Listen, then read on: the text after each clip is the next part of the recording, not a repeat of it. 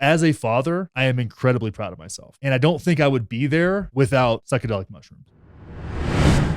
How do you think psychedelics could help you parent or parenting in general?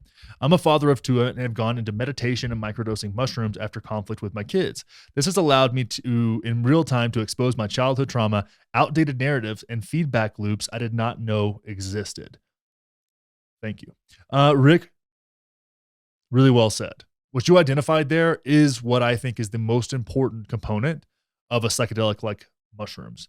So here's the thing. Dan Siegel talks a lot about this. As a parent, we have a responsibility to integrate our life experience and make sense of it, to educate ourselves based on our own life experience, and use that as a kind of a guide stone for raising our children. If we have not integrated our own life experience, childhood on, into our lives, and we have this kind of unconscious patterning, outdated narratives, feedback loops, and things you don't even notice these things, right? They're part of your default mode network, right? You're just operating through these patterns and you've never allowed yourself enough space to see them. Well, then you can't make changes. Those patterns are going to persist. You're going to pass those patterns on to your kids. And that's a failing on your end as a parent, in my opinion. So with something like psychedelics, now meditation can do this as well. Deep prayer, which is basically a meditation, can get you to these places as well. But sometimes it's like, sometimes a shovel will do the job and sometimes you need a backhoe, right? And maybe you can get there maybe you get to the same place, but it takes you a lot longer, right? So I think sometimes you got to pull out the backhoe, right? You could swim across the English Channel or you could take a boat, right? It's like those analogies make sense. Like you can just kind of force yourself into it without a whole lot of coercion. And I think that's what large doses of psychedelics can do and be productive, especially something like mushrooms or ayahuasca can really help you create that distance from your patterns and your defaults, right? Literally what mushrooms do is suppress the default mode network, which allows you the space and the empathy for yourself to then observe and adjust patterns in our lives. That's my takeaway primarily from high dose and low dose mushroom experiences. And I've seen that with people that I've worked with and facilitated for as well.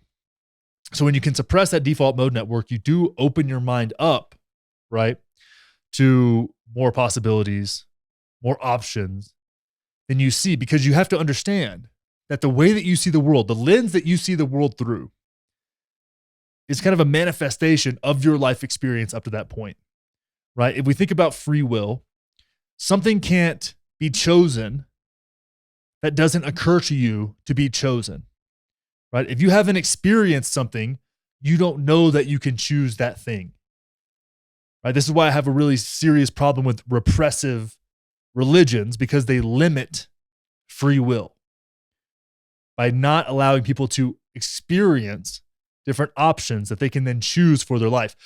Broadening and opening ourselves up to experience, in turn, increases our amount of free will, right? You have to take an active role in developing and broadening your own free will, because it's more limited than we like to think.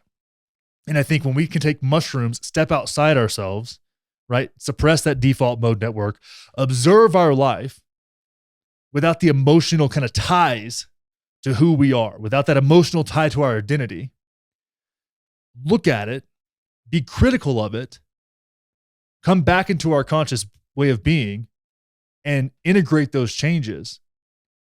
That's where we see the kind of the profound differences when it comes to mushrooms impacting your life.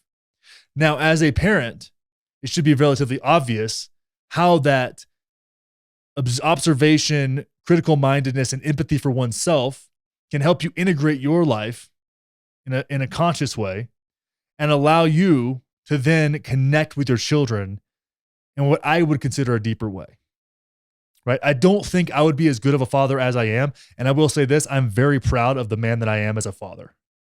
Like, I'm not proud of much in my life. I feel like I've let myself down more than anything else. In a lot of different ways, and I've swung and missed way too many times. But as a father, I am incredibly proud of myself.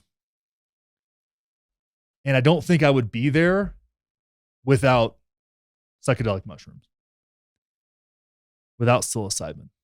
Other things, I think I could have done it without ayahuasca, these different experiences I've had, DMT, LSD, these other, I think I could have, if I had to choose one, it's mushrooms, hands down. Most profound experiences of my life, mushrooms and journaling, really.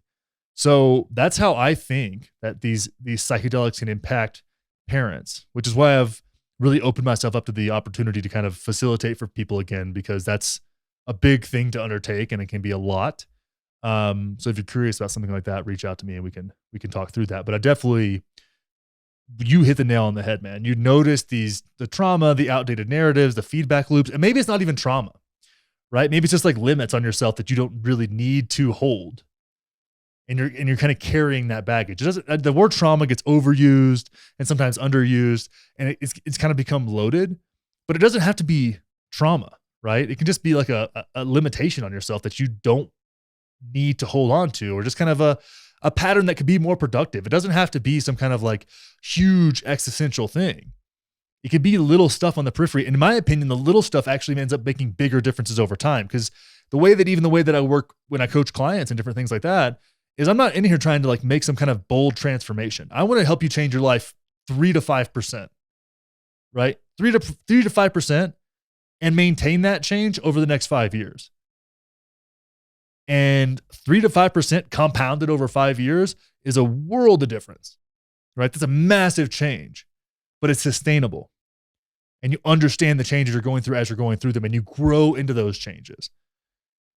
And so I think a lot of times people get caught up in like the big stuff and kind of ignore the little things. And those little things, those little micro shifts can actually really be quite profound. Just the way you're showing up in a certain interaction, the way you're showing up in a certain situation, the way you're observing things, the way you're reflecting on things, what you're carrying into situations, all that stuff can be really, really profound, Rick. So I think I really appreciate you putting that out there, because I think you straight nailed it, my man.